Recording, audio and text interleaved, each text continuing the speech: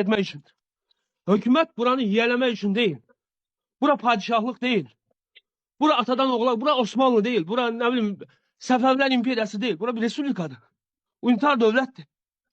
2 dönəm seçilərsən, sonra daha yaxşı bacaranlara verər gedərsən yəni.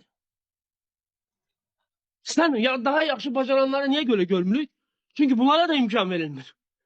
Kimə seçki kampaniyası aparmağa imkan verilir? Kimə müxaliflik eləməyə imkan verilir? Kimə məsəl üçün tutaq ki, mediada yer ayrılır, sözünü deyə bilsin deyə biz dövlət başçısından və onun ətrafından başqa bir alternativ görə bilmirik.